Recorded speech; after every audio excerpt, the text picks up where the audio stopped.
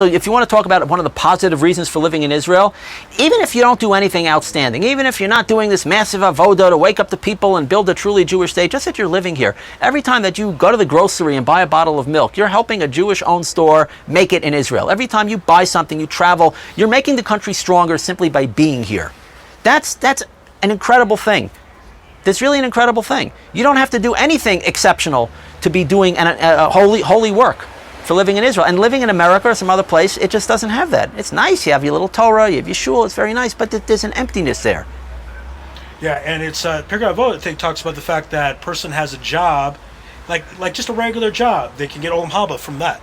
Yeah. And again, Israel for Amot Olam Haba, and there's a lot of discussion about Israel among the importance of living in Israel. Obviously, among the rabbis, obviously, even rabbis didn't live in Israel. Said there were hints that they wish they lived in Israel. Every Jew who has his head on straight wishes desperately that he could live in Israel, and if they're not in Israel already, right? And any challenges that they have to overcome, they're trying to overcome those. Again, it's not necessarily possible for every Jew to make Aliyah right now. Maybe somebody is sick and they're in the hospital. They need somebody to care for them. I totally understand. I didn't make Aliyah until the age of 30.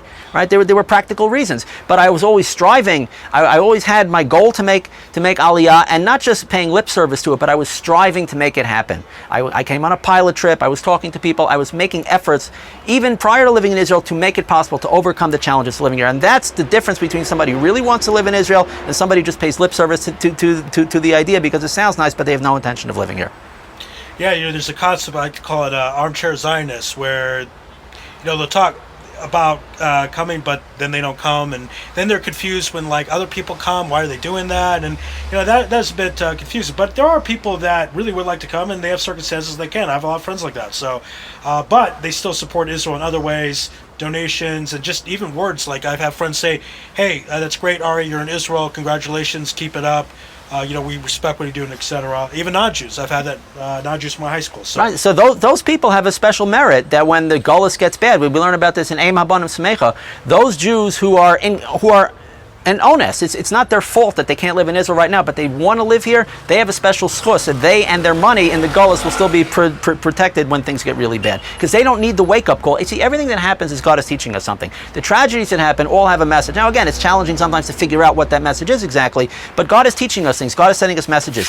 So the main reason why the Golus gets bad throughout Jewish history is when Jews give up on living in Israel, where Golus turns into a paradise. We don't need Israel anymore. Berlin becomes Jerusalem. Exactly. We're perfectly happy. So God needs to take that sweetness. It's a chesed that Golus should ever be good. God is doing you a chesed because Golus is a horrible punishment. Even in the best of the Jew to be living in exile is the worst thing God could do to the Jewish people. The worst thing he could possibly do to the Jewish people is kick Jews out of Israel. So even if the Golus is good, it's just God sweetening the punishment a little bit because he has mercy on us. But when Jews are tricked by that into thinking that the Golus is good and the sweetness is a message that God wants you to stay here, God needs to take that away to send you a message that Golus is bad and you should wake up and at least crave and yearn for living in Israel. The Jews who get the message already, the easy way, don't need to learn it the hard way. Just as the Jews in Israel, and I hope that's a special merit for outspoken people like me and you and others who already understand the message that we want Israel to be a Torah state, we'll have a special schus. God will watch over us. We don't need to learn the message the hard way. We don't need to get that terrible wake-up call where the masks are off and you see how evil the government is. We don't need to get that shock and that wake-up call, and we should be spared the brunt of the tragedies that are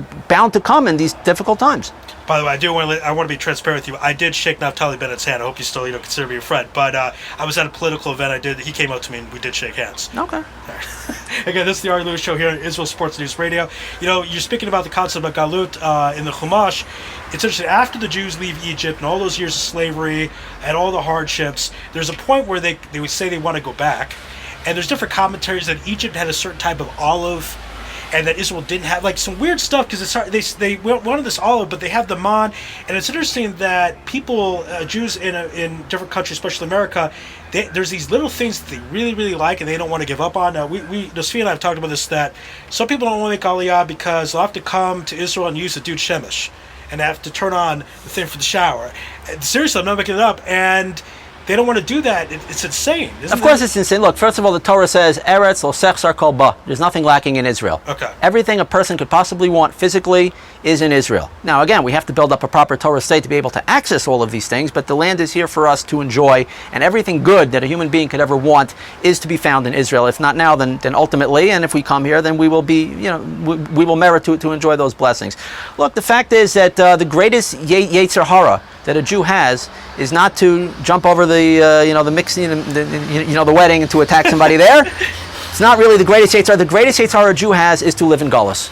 It's great, because the Satan knows, the Yetzer Hara knows that if the Jews come back to Israel, it's game over and we win.